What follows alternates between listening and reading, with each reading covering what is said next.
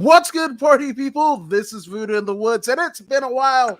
It's good to see you. It's good to see you, Voodoo. I'm according to Woods. He is former U of MMA champion, Pius Ina Lobo, better known as Voodoo Maximus. And yeah, this Saturday, which happens to be my birthday, May 7th, 2022, we have UFC 274. We got two title fights on the line. It's Justin Gaethje against the champ, Charles Oliveira, all right? And we have a women's strawweight fight, title fight between former UFC and Invicta strawweight champion Carla Cookie Monster Esparza against the reigning and defending Thug Rose Namajunas. But before we get to that, there's a whole slew of fights, so we're going to go ahead and jump right into it. But I mean, you were talking off air, Voodoo. This is a pretty interesting card. Yes, indeed it is. It's got a lot of favorable matchups. It's going to be an action-packed main event and prelim, of course. The lineup, I mean, we got Brandon Royval in the house. Trinaldo's back. Khaos Williams is back. Donald Cerrone versus Joe Lauzon. Are you crazy? It doesn't become more legendary than that right there. We got Ovince Saint Preux back in the house. Mike Chandler, Tony Ferguson. The return of Tony Ferguson. Are you serious? This is madness. It's a hell of a card. That's all I have to say. It's a hell of a card. Lupita Godinez is in the house. Come on, man. You can't go wrong. This Saturday is going to be fireworks. Let's roll. Absolutely. But before we get to that, the good sister Takia Powell says, "Hey guys, I'm here. What's up? Takia, we missed you. Mari Yamasaki's for you, but we're back better than ever. Like Eric Bischoff's WWE theme says, I'm back and better than ever. There you go.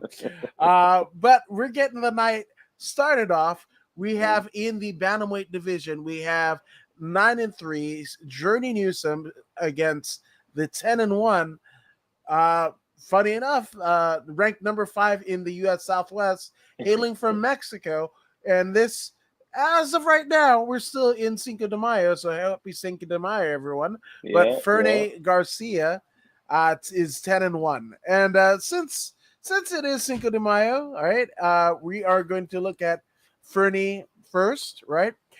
He made his, I guess, Octagon debut at the Dana White Contender Series, where he KO'd Josiah Weems, right? That was back in September of last year, right?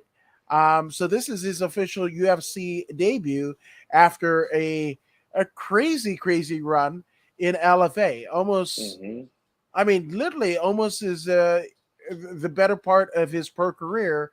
The last 4-5 fights from LFA 62, LFA 73, LFA 83, LFA 94, which is actually headlined by the aforementioned Lupi Godinez, right, against where she won the LFA Strawweight Title against Vanessa Little Monster Demopoulos. He fought on the undercard of that.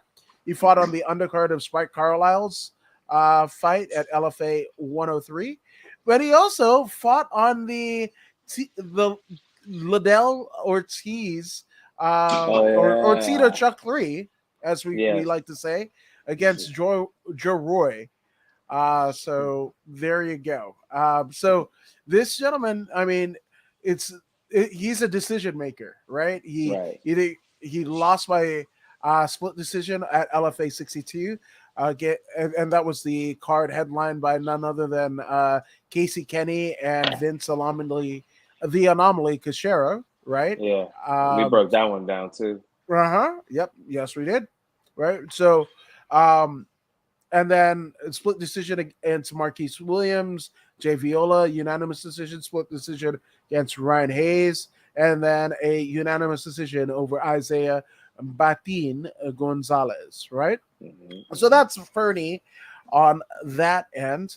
And so the other end of the docket, we're looking at Journey Newsom, right? And I mean, no nickname when your name is Journey, right? That's it.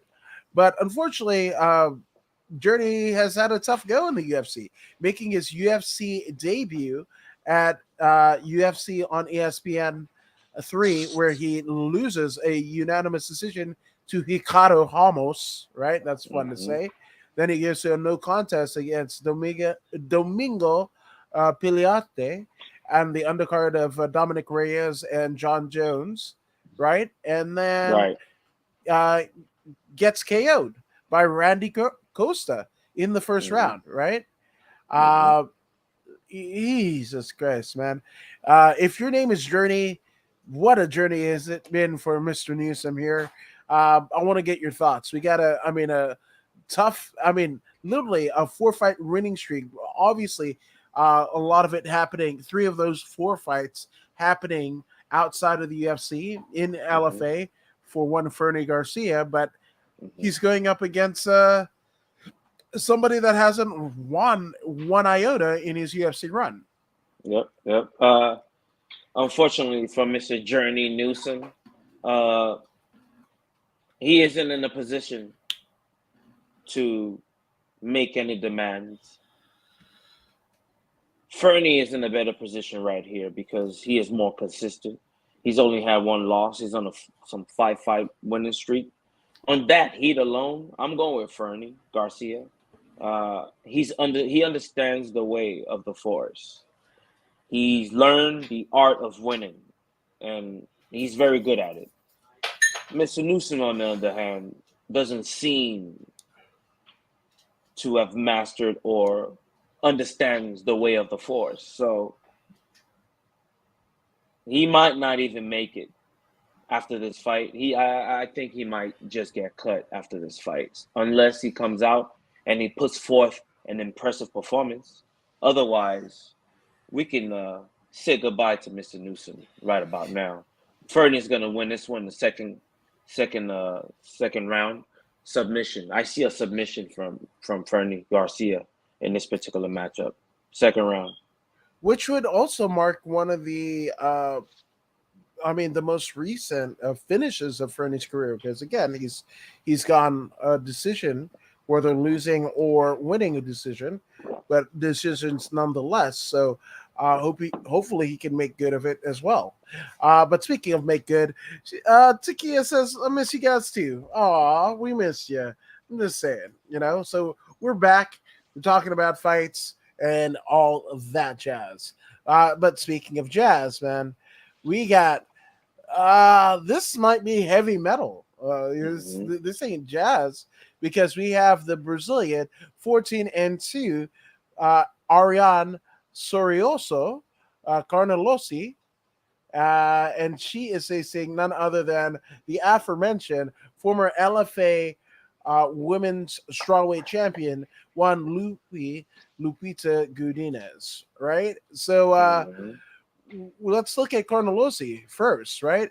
Carnelosi, my goodness, like her whole, South American sojourn was just paved in wins all throughout the Sao Paulo regional circuit, the Panama regional circuit, Glory of Heroes, Thunder Fight, Max Fight, like her whole run pre-UFC was pretty dang amazing, right? Yeah. Then she comes into the UFC, but she faces none other than Angela Overkill Hill, the former Invicta world champion, right? And a longtime notable in the UFC, right? And unfortunately, she loses because she gets a cut.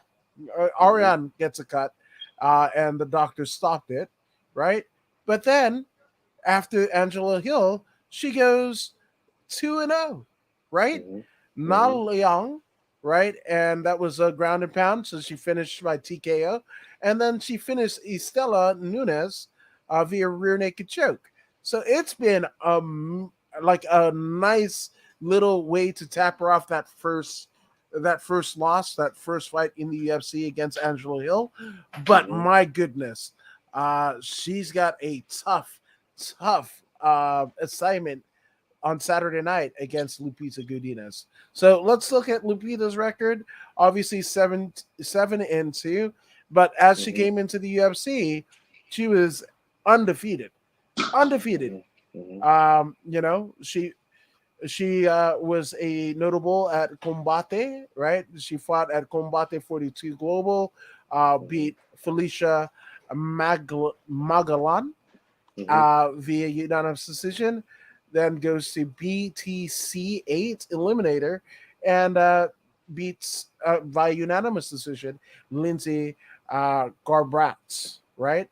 Then she has that fight, her LFA debut, which was a title fight against Vanessa Little Monster Demopoulos, where she wins. And I think the most notable one, stanza in that particular fight was where she being Lupita Godinez couldn't hear her coaches and was like, what coach? And picks Little Monster up over her shoulder, and all the coaches were saying was, slammer. But she walked Little Monster over to her coach's corner and slammed her right in front of the coaches, right?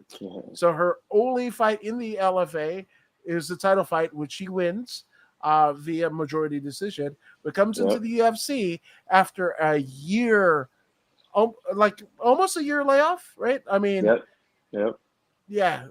I mean, it seemed like a year. So it was September 2020, and then she finally makes her LFA debut.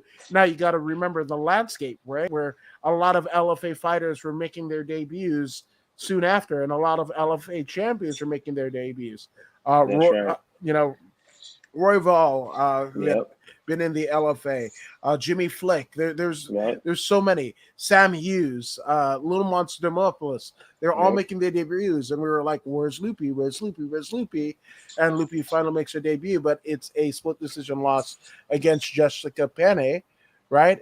Then she comes back, rebounds, and wins wins via armbar in the very first round against Silvana Gomez Juarez. Then takes a loss to Luana Carolina via unanimous decision, and then she basically gets her win back and beats Loma Luke Bonmi via unanimous decision. So this right here, I mean, this is amazing, right? Because first off, of course, there's UFC, bonuses that the performance bonuses and the knockout and whatever, the big three bonuses. But here is we get the first iteration of the fan bonus doled out by none other than Crypto.com, the crypto sponsor of the UFC, right? They have the naming rights of the former Staples Center, right? So with this being said, I think this could be one of these fights where the fans, us fans, have control and are able to bestow $30,000 of Bitcoin onto one of the fighters. This has that written all over it, but there's some tough competition. Tough competition indeed. This particular matchup strikes me as the striker versus complete mixed martial artist type fight. Lupita being the complete fighter. Ariane seems like a pit bull type mentality. Bring the force, bring the Muay Thai, smash everything in its path like a tornado. I'm going for Lupita to win this one just because of the skills that she brings to the table. I've been watching the progression of her career. The team that she has behind her, they understand. They understand the machine that is Lupita. And they know how to push that machine to make it work at tip-top performance. And they have that chemistry going for them. Ariane, I'm not sure what's going on there, but I'm betting my money on Lupita. Split decision victory. I like that. And I think it's going to be a bit of a war. I mean, there's never been a time where Lupita doesn't bring the war, right? And she has that distinction. Everybody talks about Hamzat Chimaev, about taking a fights on 10 days notice and different weight classes. Lupita has done something similar in her career as well. And it's been really good for her, so she's that was it was like a month. Or I mean, she fights at UFC Fight Night against Luana Carolina, and then takes that fight with Loma Lukmanbi the very next month. Like, so I'm just saying, dude, Lupita is amazing. I'm also gonna pick Lupita as and she's a friend of the According to Woods show. So that's right. So there you go. Now we have a men's flyweight contest against and it's CJ Vergara, who's 9-3-1, against the Brazilian that's Cleidston Rodriguez, right? So let's look at the American CJ Vergara, right? And Vergara, this is actually his UFC. No, it's not his UFC debut, because he gets his entry to the UFC after a long stint in Fury FC, right? Right. But he basically knees to the body Bruno Correa on Dana White's Contender Series in 2020, and then he comes into the UFC and actually gets a decision loss against Odie Osborne, right? So he's trying to make good on it. Now, on the other side, to thwart Mr. Vergara's chances on Saturday, it's Cleidston KR Rodriguez, right? And Rodriguez, right off the bat, Team Nojera.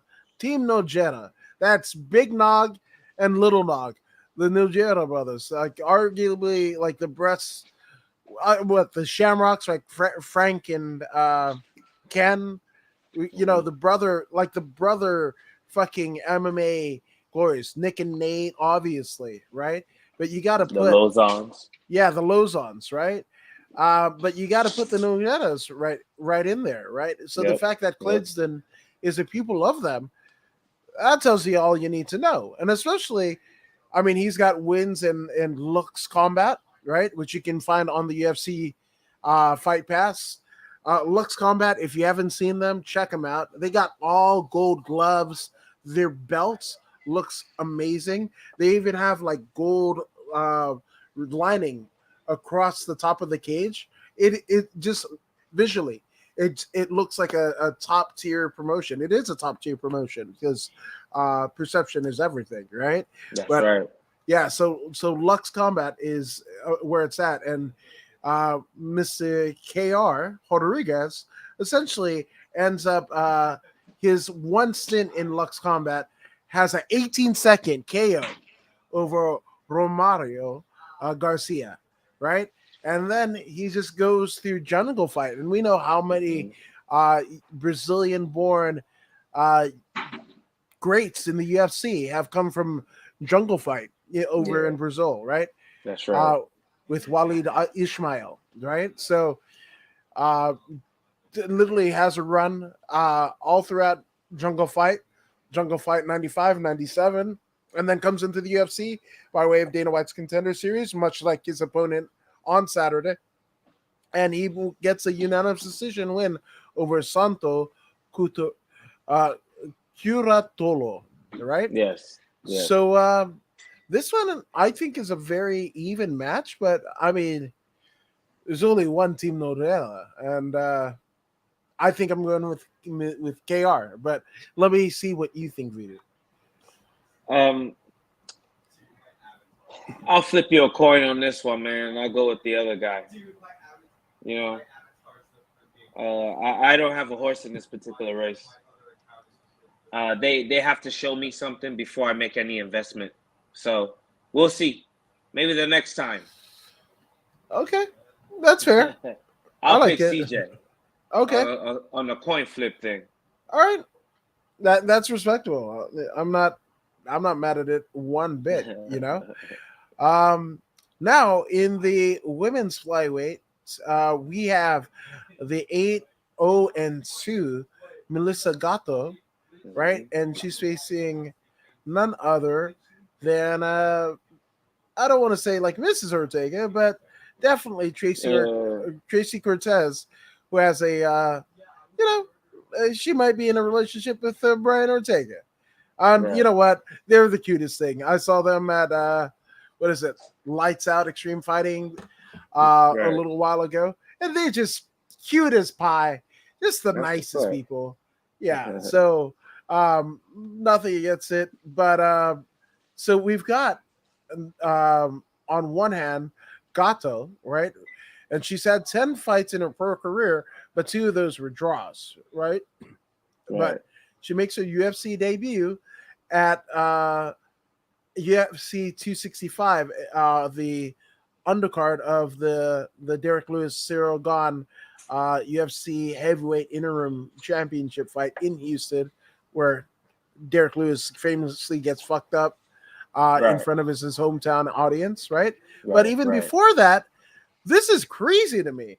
Before that, her last fight pre-UFC was actually in Chris Cyborg's Brazilian promotion, Nassau or Nation Cyborg 3 back in 2018. And she faces none other than Cara Rosa, who is now in the UFC, right?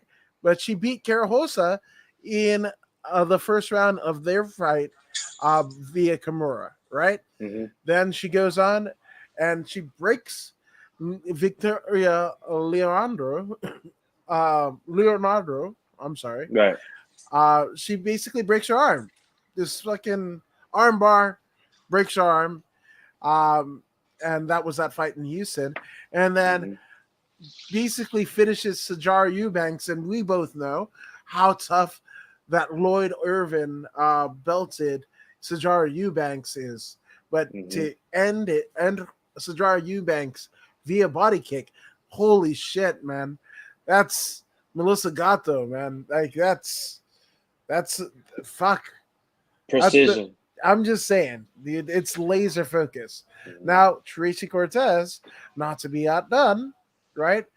Fought a split decision over Justine Kish the last time that we saw her in the octagon, and ended up being Justine Kish's last fight in the UFC. A unanimous decision win over Stephanie Eager before that. Unanimous decision over Vanessa Mello. Unanimous decision over Myra Agapova. And then in her lone Invicta fight, she beats Erin Blanchfield via split decision, right? Her only, I don't want to say her only, but 2 of her only finishes come at V3 Fight 69 back in 2018, where she hits a rear naked choke over Monica Medina.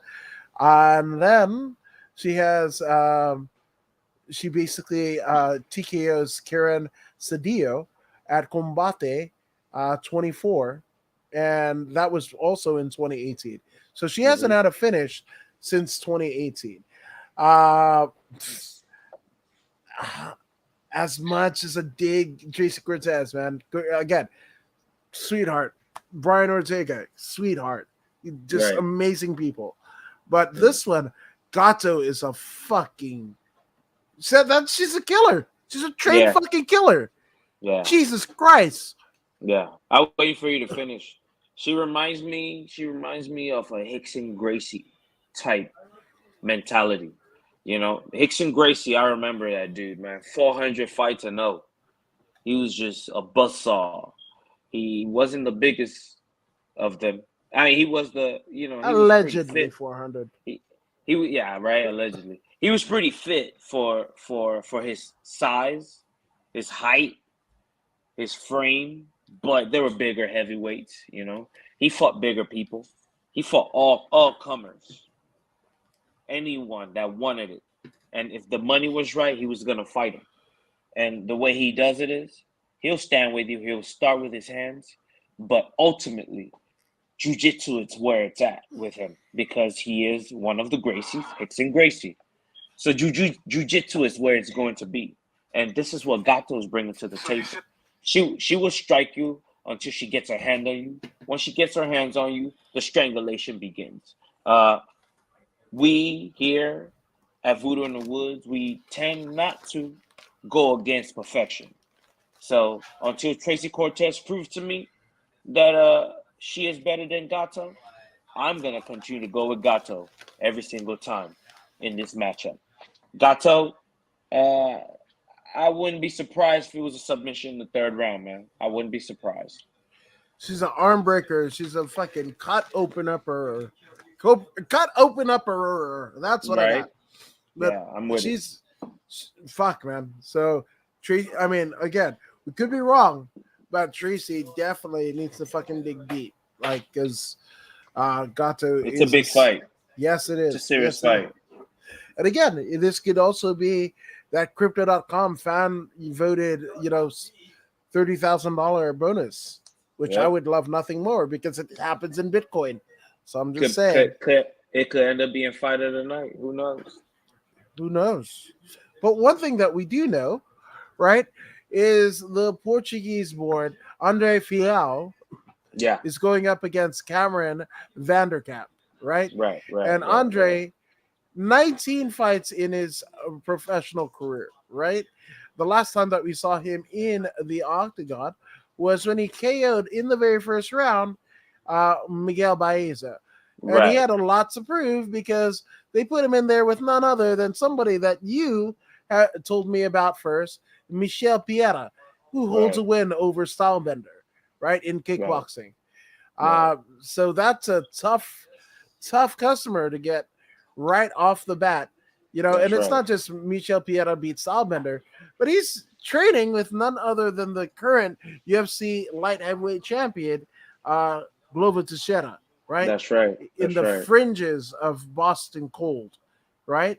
So that's a tough draw, to get when you first come into the UFC. But Andre basically makes good of it and beats Miguel Baeza, right? Right. But on the other hand, we have literally 21 fights in his pro career is the invader Cameron Van Camp.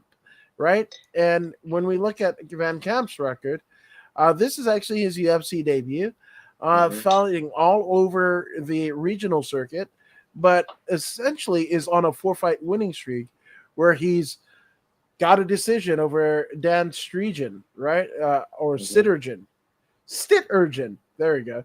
An armbar victory over Craig Eckelberg, right? A submission over Haraz Cyan, right? And a dart stroke over Kenny Grudeau. And that was last year in July, right? So, Jesus Christ. This one is a tough one. I really want to see your take on it because I'm split. This one, I watched this Andre Fial. I watched him fight Pereira, and he held his own. Then he came back and starts the following fighter, Baeza. I believe he learned something against Michel. Actually, this is not the same Pereira. This is the Michel, the one that does the backflip. That one. Yeah. Yeah, that's who this one is. Yeah. It was a good fight against this guy too, but this guy, he had the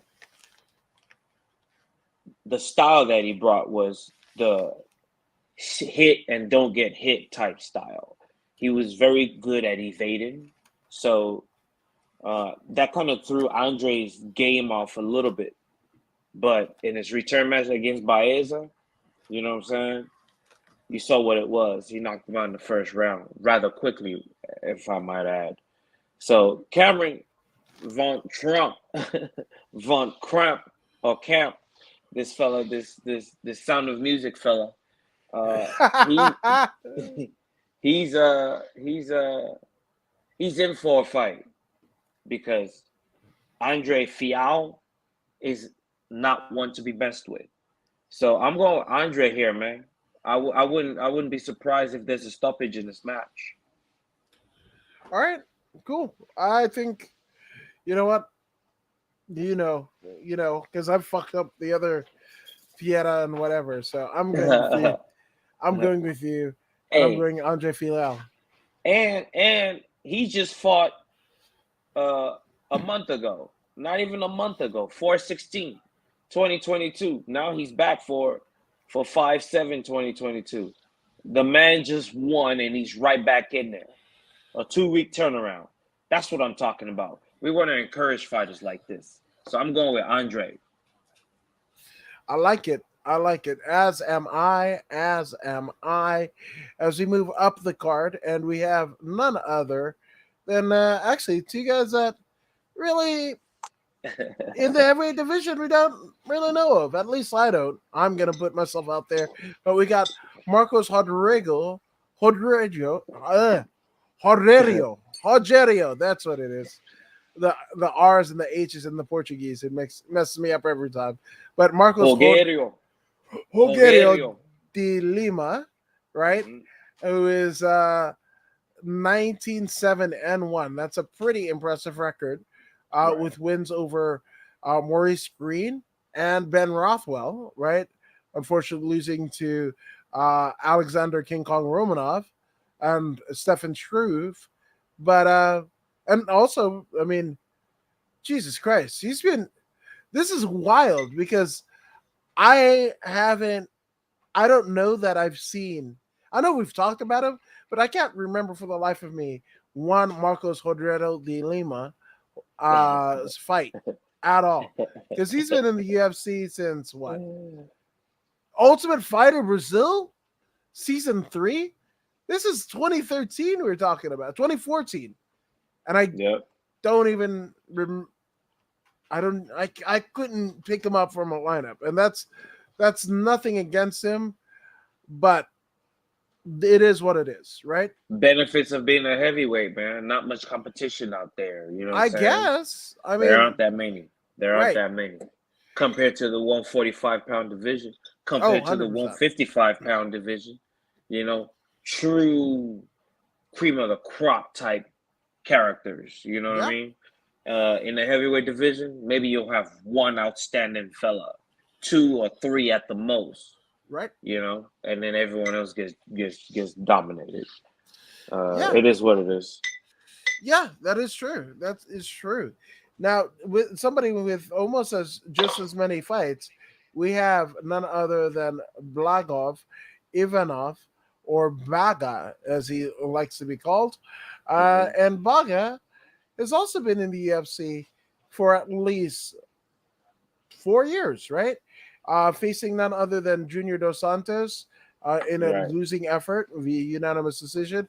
Then he gets a unanimous decision win over Ben Rothwell, another unanimous decision win over Tai Tuivasa, right? But then runs into none other than the Black Beast, Derek Lewis, and he loses via split decision, and then loses another split decision to Augusto Sakai. So those are close matches then. Yeah. He was in the game. And he's training at American Kickboxing Academy, or AKA. So, I mean, this one is pretty damn even, I would say. Yeah, it is pretty damn even. And I'm just going to go based on the place and ranking in this particular one because I have no ties to these two fellas. So I'm going to go with Baga Ivanov. You know, the AKA stamp behind him is a stamp of approval that I'm willing to ride with on this particular topic. So I'm going with him to win by split decision or something ridiculous like that. Yeah. I mean, that's a great Javier Mendez, and look at how many peoples that have come out of there. The Luke Caracos, the Daniel Cormiers, the Habib Nurmagomedovs, and Jesus Christ, man. Like, what's the fucking dude that does the podcast? Josh Thompson. Josh Thompson's in there. John Fitch. How many fucking all-time greats have come out of fucking AKA, and they still cracking that shit out, dude. Like, Jesus Christ. Yeah, so I will also go with Blagov. 100%. Now they got Russians. They got Russians. They got I don't even know what flag. Is it the Welsh flag? No, he's not from Wales. He's from Bulgaria. Holy shit! This motherfucker's like Rusev, or what do they call him now in AEW? Miro. There you go. Yeah, he's a fucking Bulgarian brute. Hey, that guy. I used to train with two dudes from Bulgaria. They were karate champions. Still, hey man, I used to get kicked in the face, and I would see it coming, but they throw it so well that you just get caught every single time. But after a while, I was able to understand the technique. But a lot of kicks to the face, man. Those Bulgarian karate champions, man, are no joke, bro. No joke. In addition to that, I mean, in the world of grappling, right? One of the craziest fucking conditioning contraptions ever made is the Bulgarian bag, right? Yes. Where that you do the whole whatever. It's a bag that looks like one of those like horns that people used to put wine in, in the days of like what is it, the Knights of the Round Table and whatever, right? But imagine a big ass one of those looking like a half center, and you have to figure out a way to fucking twirl it around and do fucking what is it, clean and jerks and shit like that. That shit is wild. Look up the fucking Bulgarian bag. It's literally like a fucking person that you're lifting up. Like a sandbag. It looks like a sandbag, right?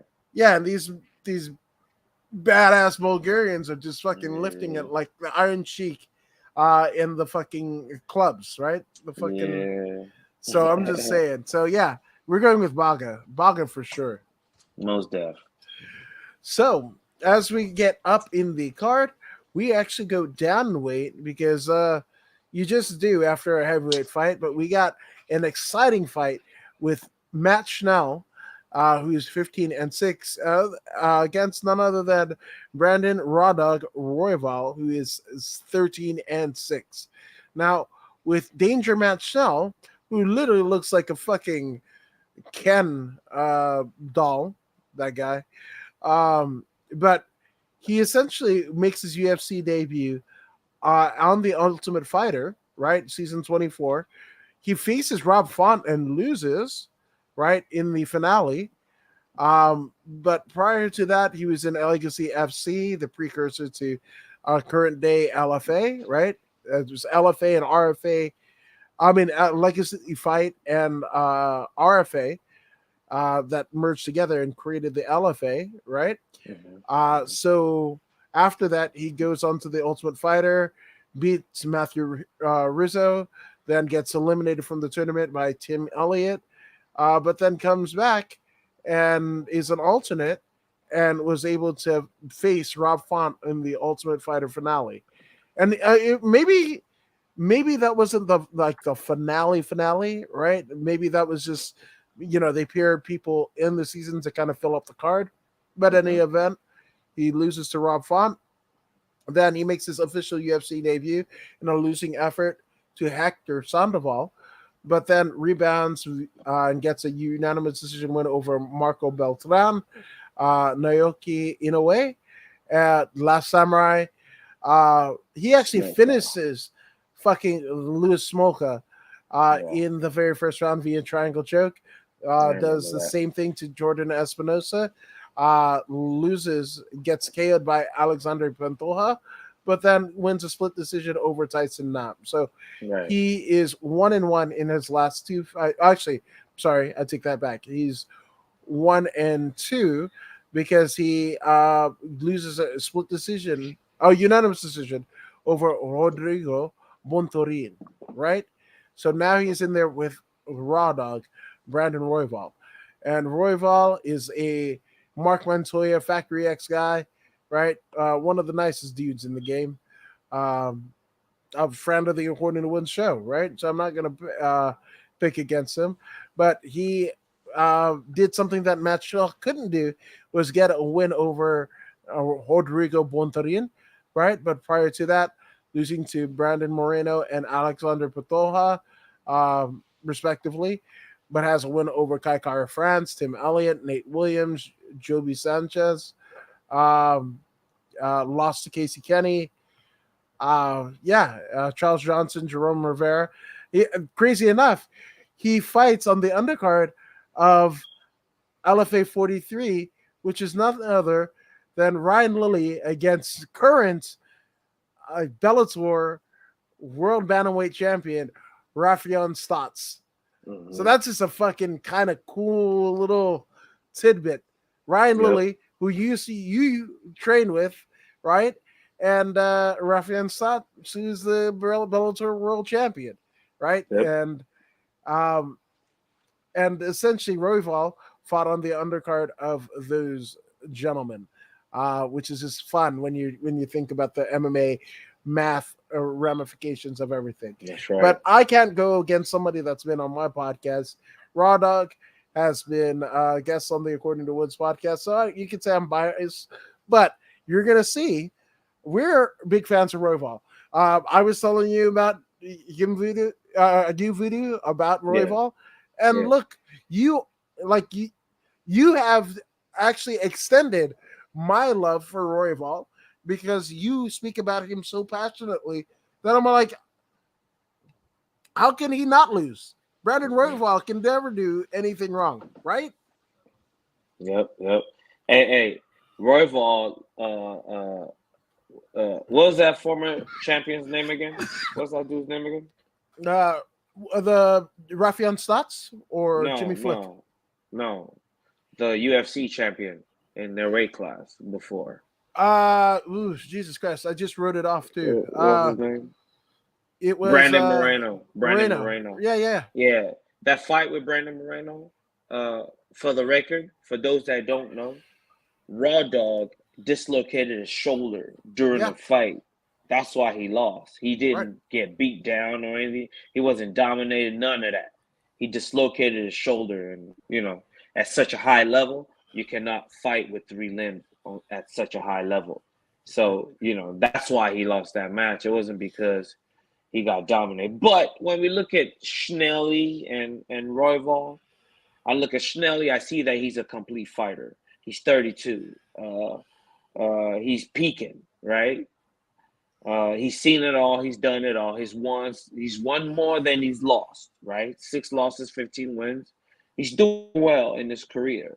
But I notice he's coming down. I mean, he's coming from bantamweight to flyweight. That means he's going to be dropping an additional 10 pounds.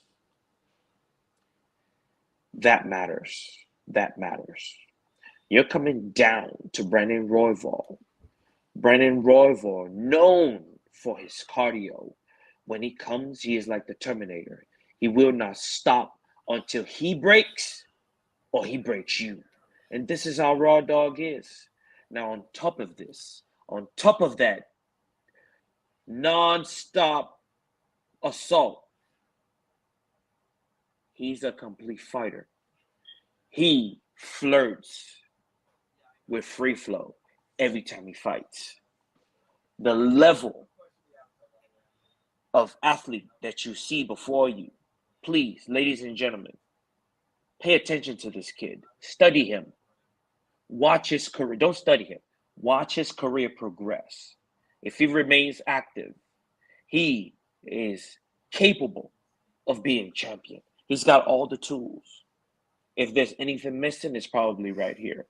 And I'm sure his team is working with that every day. But as far as performance, excellent striking, excellent jiu-jitsu, excellent wrestling, excellent transition.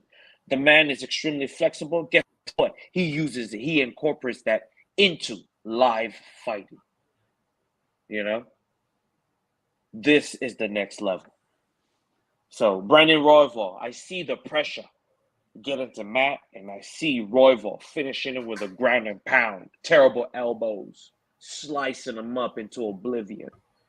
I see him getting TKO'd in the 3rd round.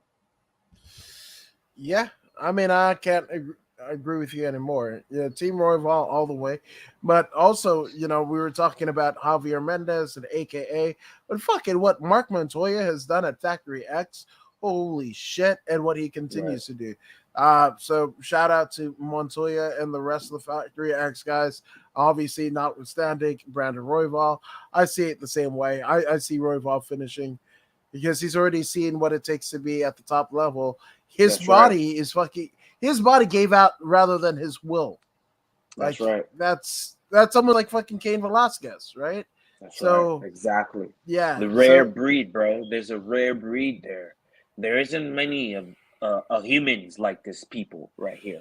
The Diaz are similar. Yep. They're blessed with endless cardio, and they weaponize it. They use it as a weapon, and they bring the assault.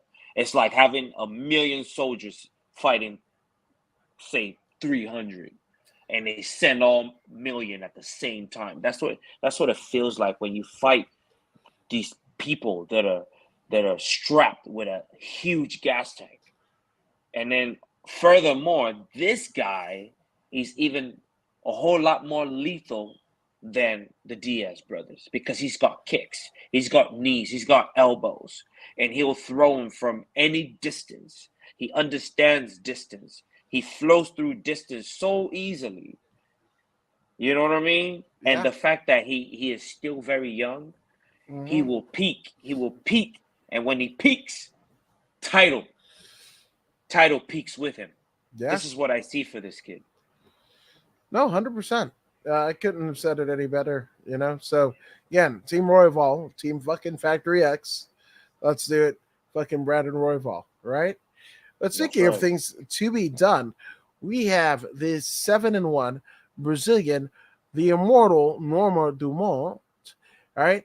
And the last time she was in the octagon, actually, the last 3 times she was in the octagon, she essentially got wins. Those wins being over none other than Ashley Evans Smith. And if you haven't already done so, go ahead and check it out. The Sex and Violence with Rebel Girl podcast with none other than Ashley Rebel Girl Evans Smith. It's amazing. That's the homie. So just saying, but it's a fucking great podcast. So win over Ashley Evans Smith. Win over Felicia Spencer via split decision, and then a win over Aspen Ladd heading into this fight with Macy Chiasson.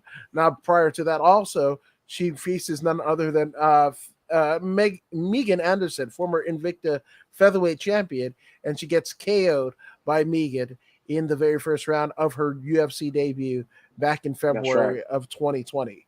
Right? I remember that one. Yeah, that was wild. And that's when people were like, oh, fucking Megan Anderson's the truth and whatever. And then, no, like, we haven't seen her since that loss to Amanda Nunes. So I'm just saying. And she was like, see ya. Yeah, exactly. And I'm not saying anything against, like, I'm a Megan Anderson fan. You know, anybody that comes out of Invicta, you know, and is a champion, because Invicta, you know, very much like what was it? WEC, right? WEC. Well, I mean, the state of MMA, you didn't have lighter weight classes, right? Right. So WEC, the top of the chain was WEC. You know, talk to Mike Brown. True. Or at American Top Team. Talk about Uriah Faber was selling out the Arca Arena as a fucking bantamweight? Carlos Condit. You know, right. Yeah. So I'm just saying. Club Swanson. Right. Too many. That's where the Dominic Cruz, fucking Benson Henderson, Cowboy Cerrone. Like this. You know what I'm saying? So, right. So before the UFC adopted lighter weight classes, I mean, Aldo. Yeah, Jesus Christ. Jesus Christ, seriously. Yeah, just all-time greats came out of there. Oh my God. Hey, in all seriousness, that was the biggest come up in MMA history, man. Yeah. Acquiring the WEC like they did and then incorporating it into the UFC like it made everything perfect. Because now you get to see the diversity in sizes, you know what I mean? From the smallest to the biggest. And these little dudes were some of the most talented fighters out there. Exactly. Mighty Mouse was one of them too, you know?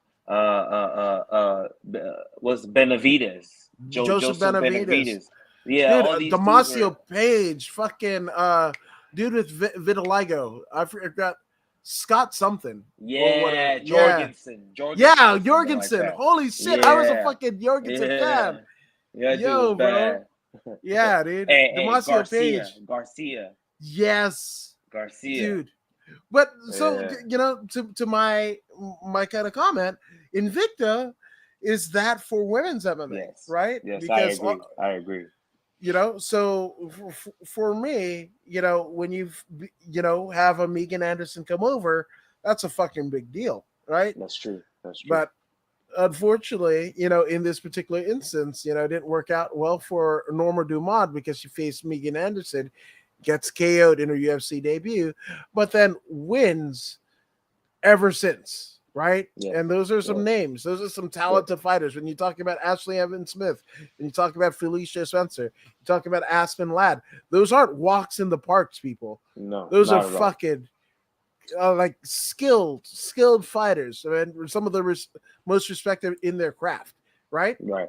Right. And in this particular instance, right, she faces Norma Dumont, faces none other than former Ultimate Fighter winner Macy Chiasson, right? Right. And Right. Chiasson, she's had an up and down run, after her Ultimate Fighter win, right?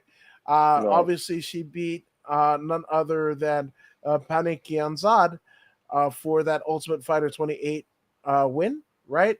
That beats Gina Danger Mazzani, then Sarah Moraz, right?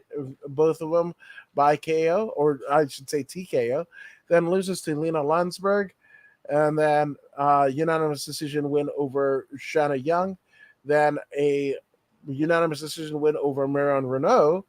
Then loses to via guillotine choke to Raquel Rocky Pennington. Yeah, And that was that didn't go too well. That one didn't go too well. I remember that. Right. Yeah. You know what? I actually think this is Macy Chiasson, and I hope I'm wrong, but I think she peaked right around the Ultimate Fighter.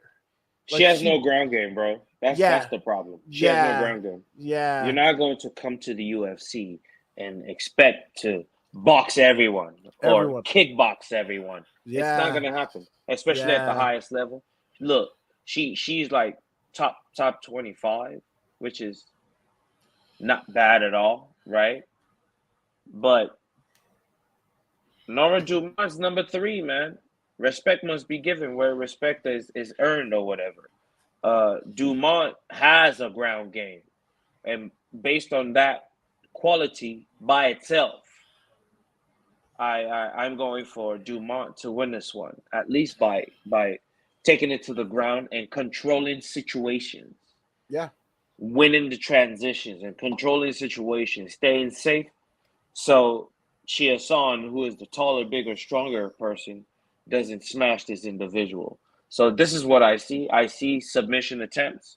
If the submission is not executed in the second round, then hopefully in the third round you get a submission. But if there is no submission, then it will be a split decision due to Dumont holding on for dear life, trying not to get annihilated. Yeah, Chiasson getting annihilated. Yeah, 100%. 100%. I couldn't agree with you anymore.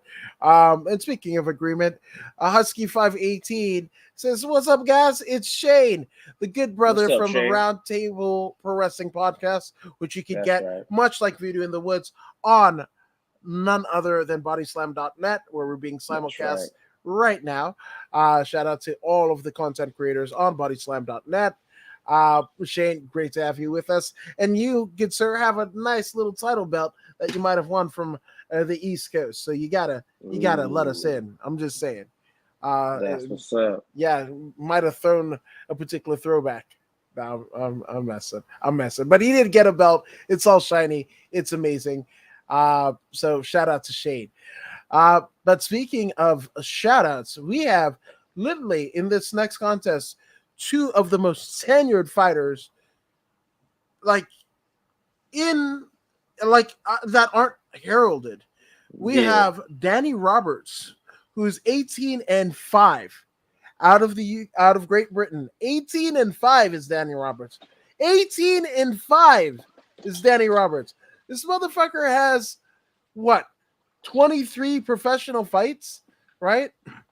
Yep. And he's been all over the place in terms of his UFC career. Obviously, starting out his career in Ultimate Cage Champions, right? Cage Warriors at Cage Warriors 48 and 54 respectively. Then reappears at Cage Warriors 57 and 64 and 68.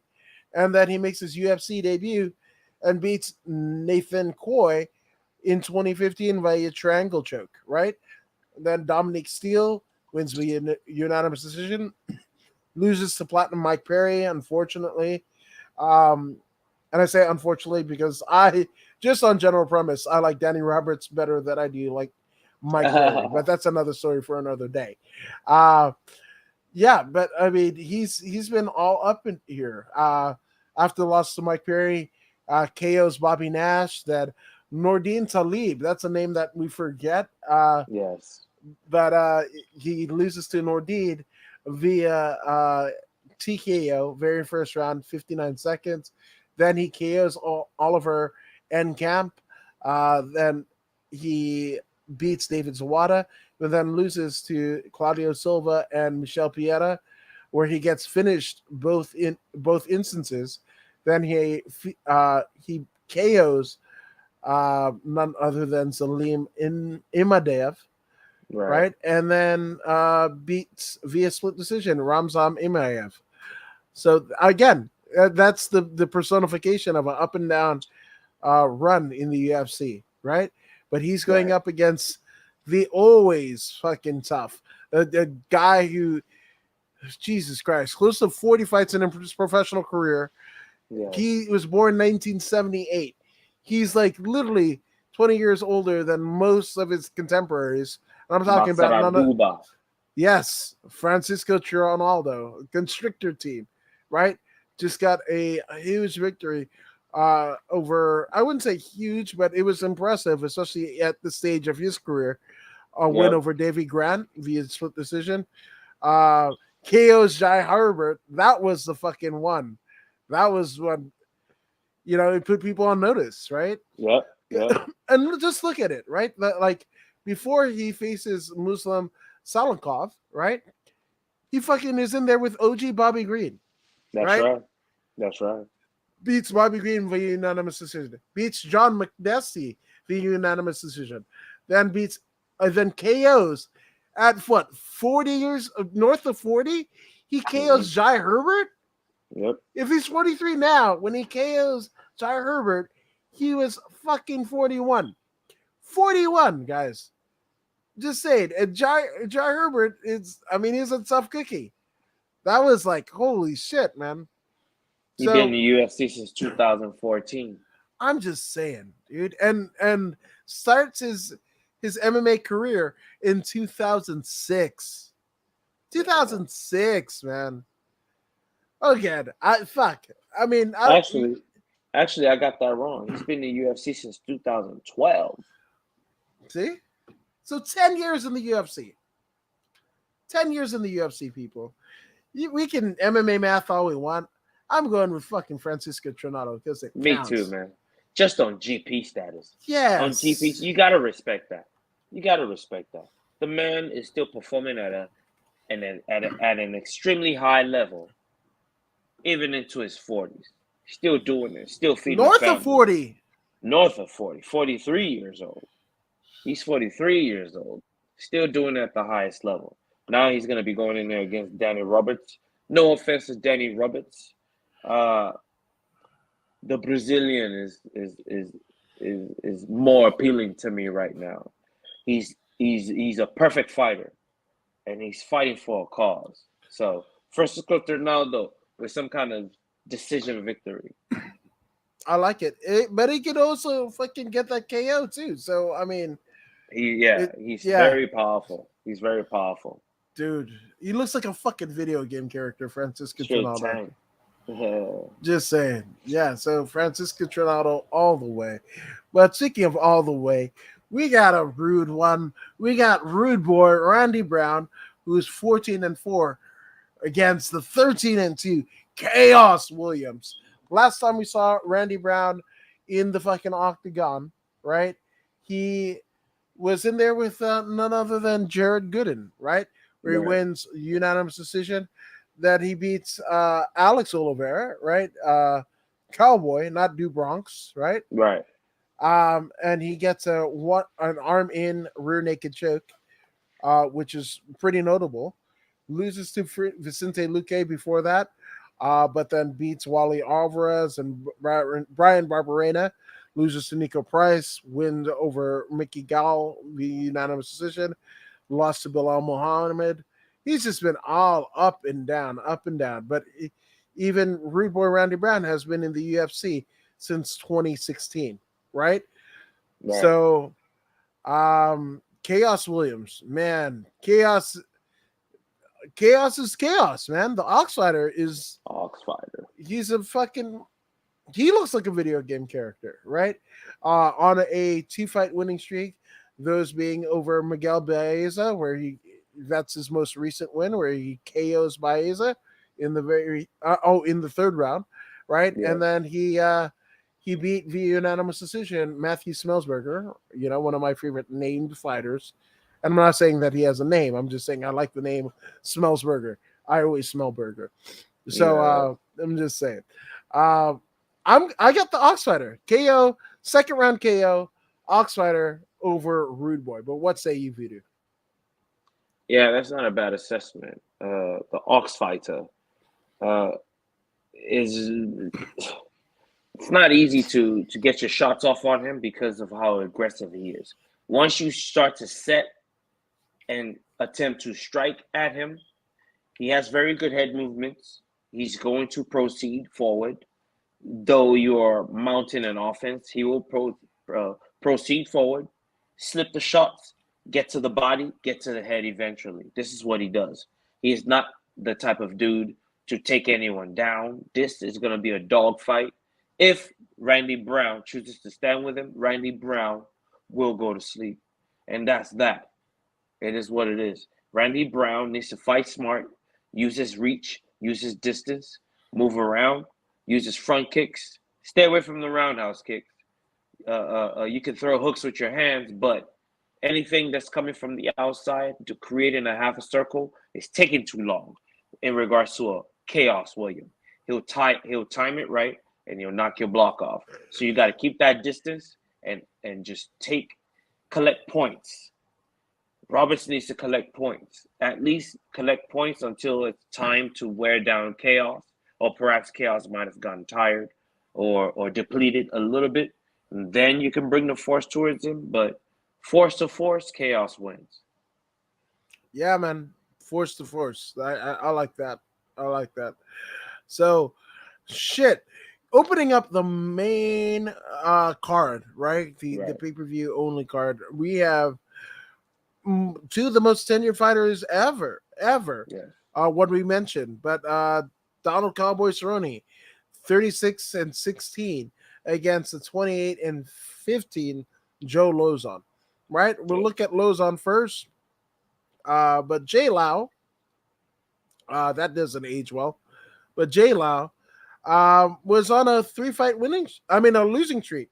Losing to Stevie Ray, Clay Guida, and Chris Grutzmarker prior to getting that win over Jonathan Price, where he put a lot of people on notice. But that was back in 2019. They were supposed to get this done in February. I'm sorry. They were supposed to do this last month, but I believe somebody tested positive for COVID. So they're basically doing it now, right? But, Lauzon has been in there with the who's, right? Yep. Mentioned those three. We mentioned, but also Diego Sanchez, Jim Miller, Evan Dunham, R.I.P., Takanori Gomi, Fireball George Kid. Masvidal. Yeah. Mike Brown. Yeah. Mac Danzig, Michael Johnson, Jamie Varner, Anthony Pettis, Melvin Gillard, Gabe Rudinger. Yep. We forgot the good brother Gabe Rudinger at UFC 118 and beats Rudinger by fucking armbar. Yep. Jesus Christ. So obviously Joe Lauzon is beloved and tenured, but also so is Donald Cowboy Cerrone, right? Yep. Who actually proved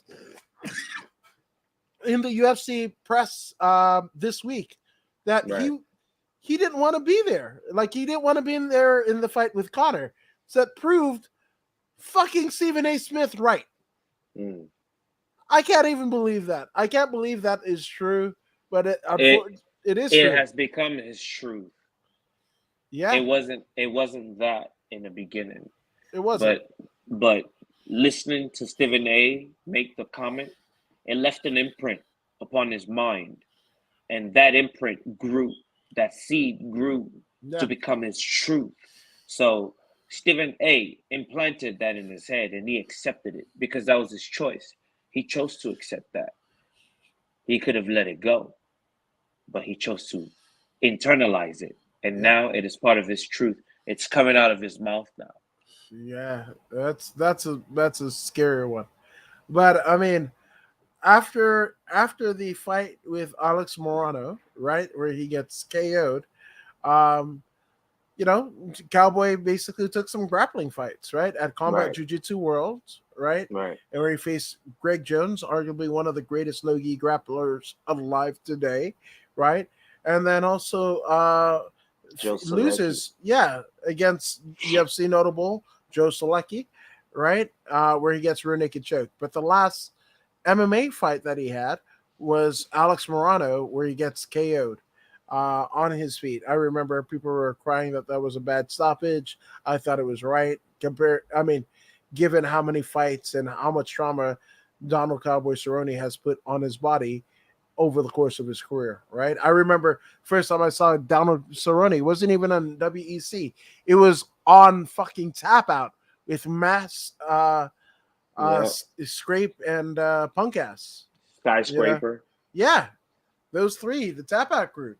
And the episode, the Cowboys episode was Cowboy was a Muay Thai fighter, and he wanted his Muay Thai shorts to be melded into his MMA shorts. So Mass got his first, I think it was the shorts that Cowboy first won his first Muay Thai fight, and was able to sew and stitch it onto a pair of UFC regulated trunks.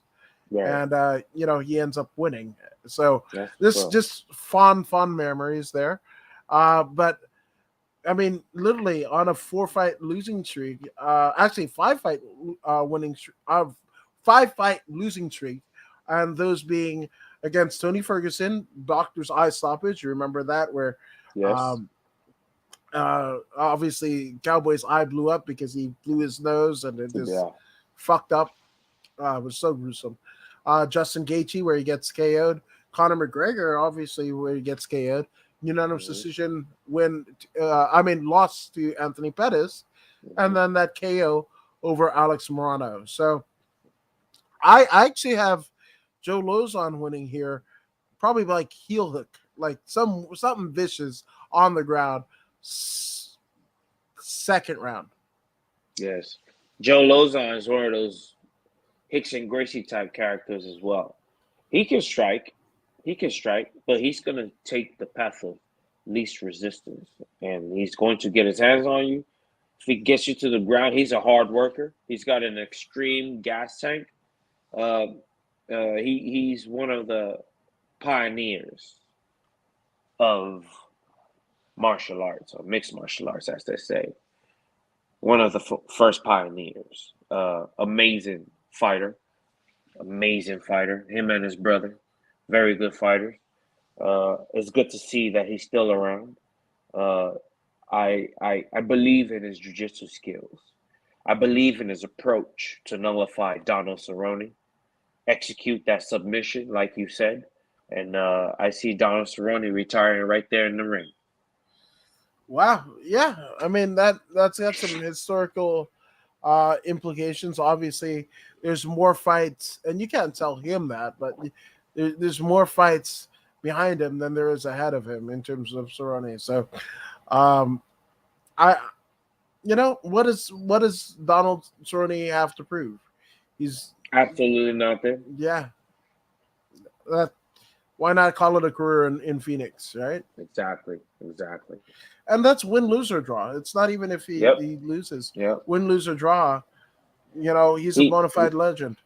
I feel like he's doing this particular fight for his son Danger. Right. He wants his son to see him fight. So he's gonna fight one more time and then he's gonna hang it up. Yeah. And thank you to the fans. Yeah. And he's been emotional, and you can check out the footage on Cage Side Press. The good brother Eddie Law of Keyboard Warriors MMA actually asked a question about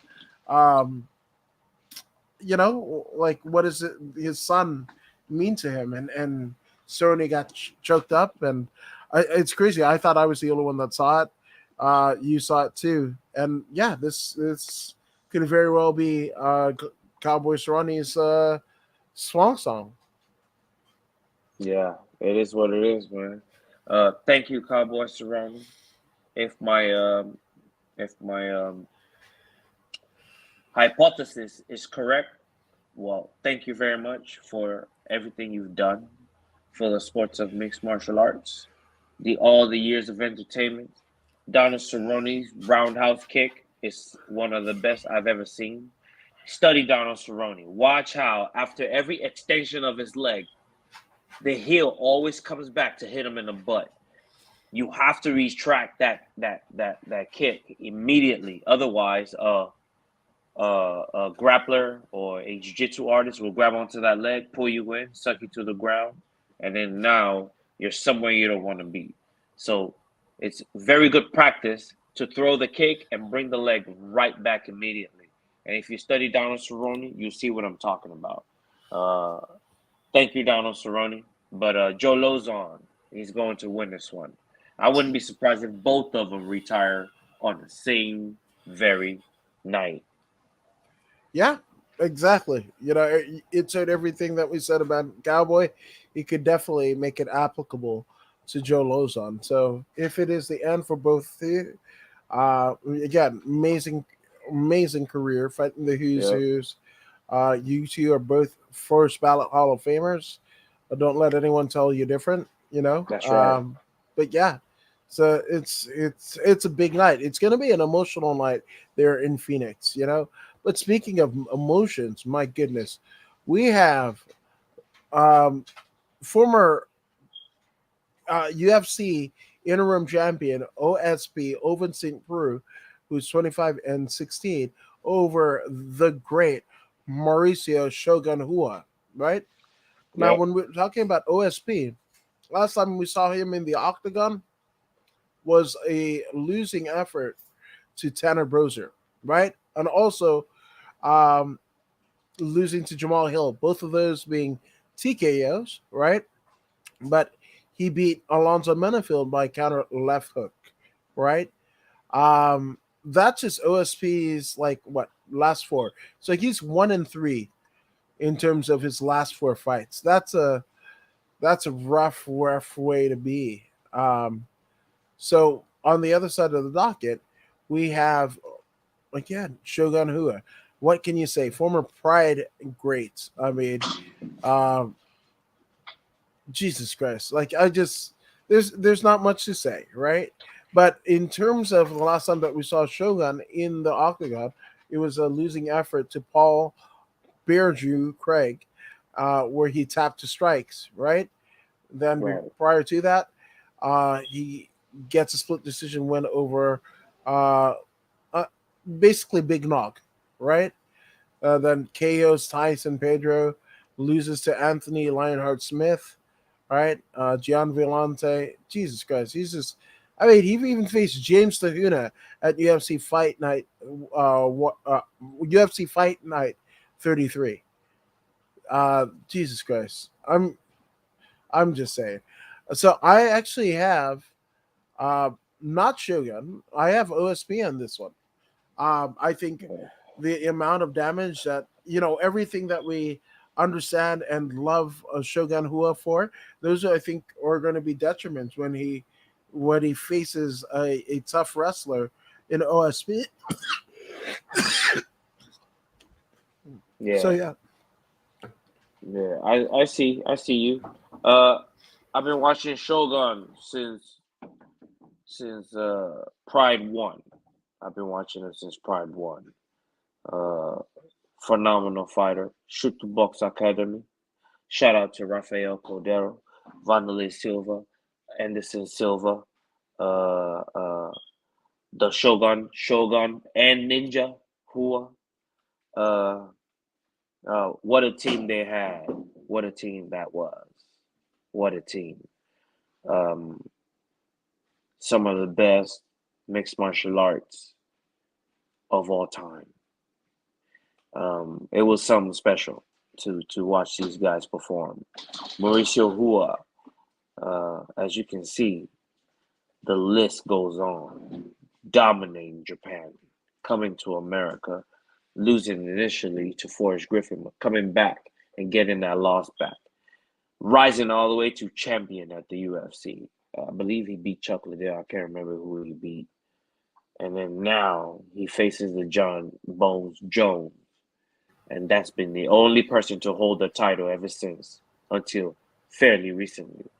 John Bones Jones was the only winner, except so when they took the belt from him, right? But outside of that, he is the only true champion since Mauricio Shogun Rua. So Which, I'm going Rua to win this one by split decision. wow, okay. Well, you remember Joe Rogan saying, the the Shogun era has commenced or begins or some shit Right. when Shogun beat Liddell. Oh, Yeah. oh, how Yeah. those didn't age well. Yeah. Those words didn't age well at all. But it is. He's a legend. But you got Hua, I got OSP, That's right. which is wild because I'm whatever. The ship has sailed in terms of my Yeah. interest of OSP. So even if that scenario of Joe Lauzon and Cowboy Cerrone uh, doing a double retirement, hey, Mm. maybe both of these guys do the same. Yeah. I think Mauricio Rua is about due. He's about due for letting it go, retiring once and for all. I mean, ultimately, it's gonna be his call, so it is what it is. But I've seen him take enough beating. Yeah. Now, speaking of two guys who have taken beatings, we got former UFC interim champion Tony El Kukui Ferguson going against former Bellator world champion Michael Chandler, right? So, as we look at it, right? I mean, obviously, another two bona fide Hall of Famers.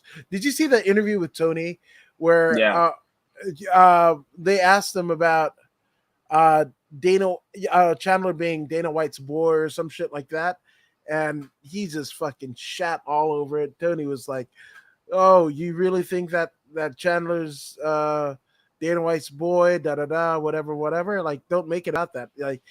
Tony was like, "You're smarter than that. You smarter." Smart enough to not ask that question and just right. shit over. I think it was John Morgan, but he just shit all over it. He doesn't believe that Michael Chandler is Dana White's boy.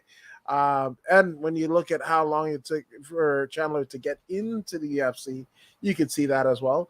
I actually, to me, current day Michael Chandler and how he's in the UFC is almost like how they did AJ Styles, right? Yes. AJ Styles is one of the greatest to never wrestle in the WWE and whatever. And then when he finally does, right, he's the biggest thing there, multiple time champ and all that, whatever. And I mean, sans the championship gold, Michael Chandler's on that trajectory. Yes, he's got Tony Ferguson. And at the time, this is one of the dream fights when both of them were at their top, right? It wasn't that long ago that Michael Chandler and Tony Ferguson were unstoppable giants that could not be defeated, right? Right. And now we're here. I actually have Chandler here. Tony Ferguson, there's something that's scary to me, and I don't want to speculate. I don't, and again, thankfully to Tony Ferguson, the only time that I was able to actually be in the presence of a UFC title, it was his interim title, where he showed up to a 10th planet soiree, and that's still one of my prized possessions, right? The picture and how cool Tony is to fucking put it on my shoulder like I was the champ. So I that gets me all on the field, like all in the fields. But Tony's just put a lot of miles on his body, and yes, he's doing amazing stuff. He's getting in contact with his first high school wrestling coach and all of that. But I feel like his body is this waving the white flag, and I actually hope that Tony Ferguson stops before something bad happens. Now, I could be wrong, and in 2 years, you're like, stupid Woods, why'd you fucking say that or whatever. But as of right now, the date and time, whatever it is, it's just Ferguson is what could have been. What could have been, So I got challenged on. These two men are both former champions. They deserve for us to pick worst case scenario, 50% split. Tony, one of the longest winning streaks ever in UFC history until fairly recently. He's no pushover. He's very chronologically, he's not old at all. But in regards to the craft that he's a part of, he's probably 50 years old, So I will go for Tony anyway because he deserves to be picked, and we'll see what happens. Yeah, we shall see. But one thing that we won't have long to see is the fact that we're at the co-main events of the evening. We have former UFC Strawweight champion, former Invicta Strawweight champion, Carla, the inaugural first Strawweight champion, first Invicta champion. Yeah, Carla Esparza, the Cookie Monster, who is 18-6 and who has been on a tear, since she snapped her losing streak, not too long ago, right?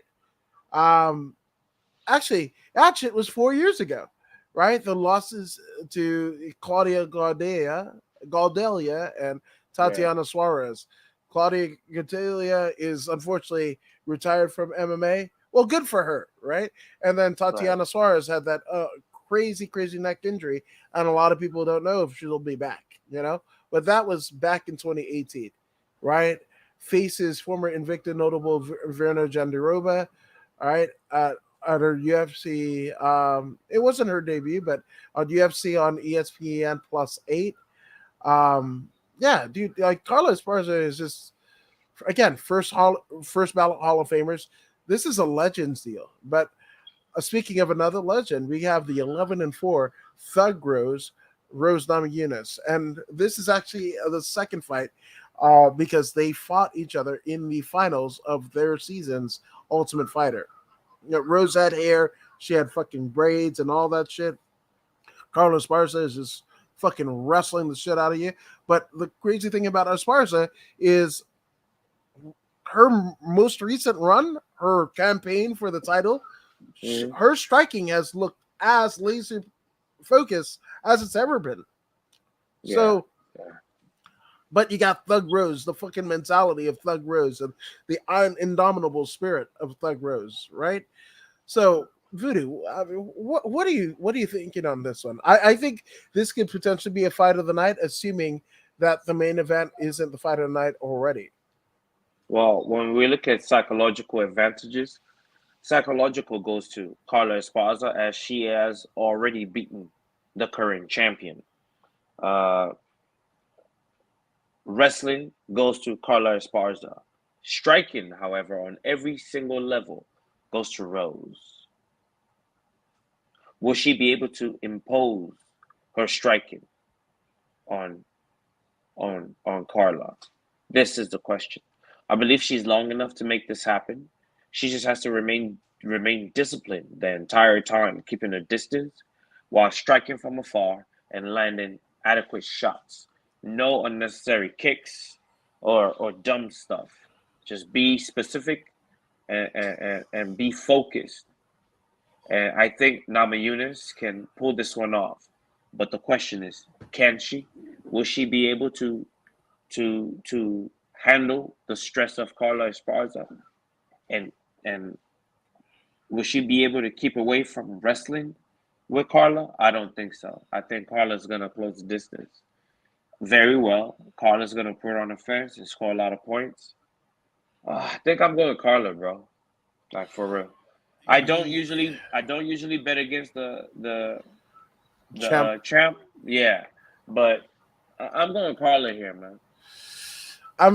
I too am that way, yeah, I just, yeah, I think that feels right. So that's a consensus pick. You got Carlos Esparza essentially going right back to the top of the mountain, a place that she almost started. I mean, yeah, she started her UFC career on the premise of. So I just think it's cool for her to make it back, and she's got a she's got a busy fucking May, right? Because she's got the you know, got the Mother's Day for her mom. She's Hmm. got her wedding. She's got her honeymoon. That's all within the month of May, and this That's fucking right. title fight. And I That's guarantee right. you, she's gonna want to have, you know, the asterisks of being a champion once more of the biggest MMA promotion in the known land, the most recognizable, I should say, in the known land. You want to have your fucking title with you when you go on the fucking vacation. So I got Carlos Esparza too. Most deaf. Most deaf. So, speaking of things that are deaf, I'm going to make you deaf because we are at the main events of the evening. We have, obviously, none other than former World Series of Fight 155-pound champion, former UFC interim 155-pound champion, Justin, the highlight reel Gaethje, who is 23-3. Or the highlight, not highlight reel, just the highlight, which he absolutely is. Last time we saw him in the octagon, he had that win over Michael Chandler via unanimous decision, but lost famously his interim title to Khabib Nurmagomedov in the unification bout at Fight Island, right?